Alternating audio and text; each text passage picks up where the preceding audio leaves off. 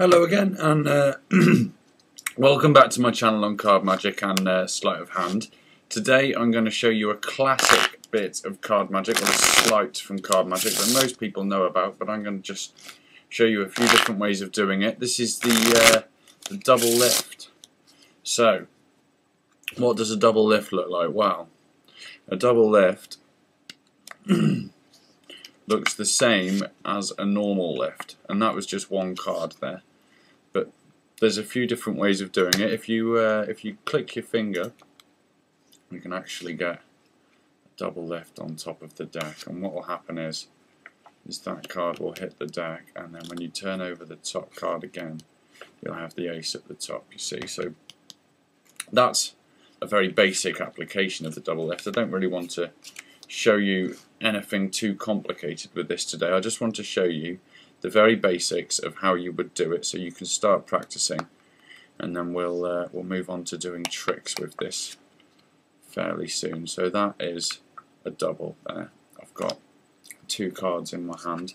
Now the key bit of this is how you actually attain the break so that you can pick up the two cards. So what I do now that I've been doing this quite a while is I use the Jennings snap double, which is where you use your thumb to riffle as you would do, you know, if you were just riffling the deck. But what I do is I count two cards exactly. I did that nice and slow, so you can see, and then it's this arc over action. I'll show you that again in just a second. But what I've done is I've turned over two cards, and every action I make now around these two cards is squaring them away, so that we don't get any flashes of the card beneath. Now, again, it's 1, 2 with your thumb, and you do that where you make eye contact, and then you're ready. At this point, the deck is almost safe. One thing you can do is you can have the fingers come underneath, so you're taking the break from the back of the deck, and it looks totally fair. The Jack of Hearts as a double lift. So this front part here, all I'm doing once I've counted down two cards, I push with this part of my thumb. My finger on the front of the deck goes into the break that was created by my thumb, and when I push, that you can feel a little pop. Sometimes it doesn't make a noise, but then all you do is you drag backwards, and you hold the card in preparation for the double lift between these two fingers and the thumb on your right hand, and then you turn over and you square at the base. These fingers should naturally square the rest of the card, but that is the Jennings snap double. I will be showing a couple of tricks with the snap double, but for now I just wanted to teach you that method of doing it, and also I'm going to teach you a far simpler way of doing it, which I think would actually be better if you practice first. So another way of doing it is just to riffle up the back of the deck until you've got 1, 2 cards there, so you can get used to doing that.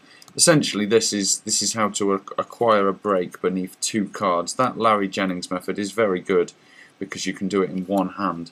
Another good way of doing it is to thumb through the cards and eyeball two cards, and then when you close the deck off, you just push a little break underneath the two cards as you eyeball them. If you practice that, you can get it really good, but it's not what I use, unfortunately. But from the front of the deck, you can see, as long as you're holding your break at the back, you can then pick up two cards and still have the jack. What you don't want is that, and I don't know how clear that is, but you can see the card behind the card, and you really don't want that.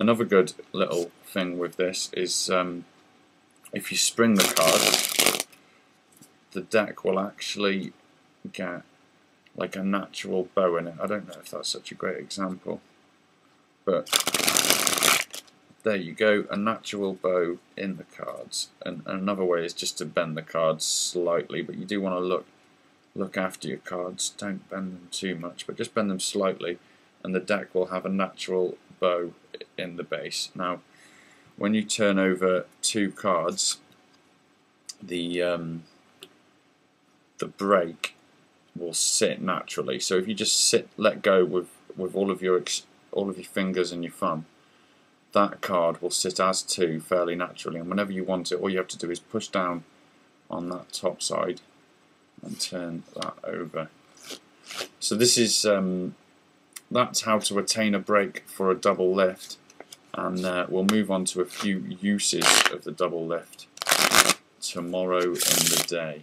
I have to say, these videos may stop being so frequent purely because I do have a full-time job, and one thing I've noticed is because there's pressure to do it every single day, I'm perhaps not uploading the best content I could, and I really do want this to be a very nice session on card magic. But we'll just go over the 3 things we've learned today very quickly. You can take a break for a double lift at the back of the deck by riffling through the cards like so, but what you do is you just feel for 2 cards with the end of your thumb, and there I've got 2 cards, so that is one way of getting a break for a double lift. The other way is the Jennings snap double, which is a bit more complicated but looks like that. And the third way, which is, well, you can't knock it because it's great, but I just don't do it. You spread through the cards, and as you eyeball the 2 top cards, you catch a little pinky break underneath, and the pinky break should be no bigger than that. In fact, that's big, just to give you a demonstration. Really, I guess it should be it should look something like that, but you would keep this angle here and this angle here would be the exposed angles from the spectator's point of view. You'd never let them see this break at the back if you could help it. So then as you do that, you can place that card down at the bottom, wave the next card over the top, and hey presto, they will have changed. So that's how to attain a break for a double lift and how to turn over a card in brief. But what I'll do in the next video is I'll show you a trick with the double lift, and then we'll talk more about the double lift.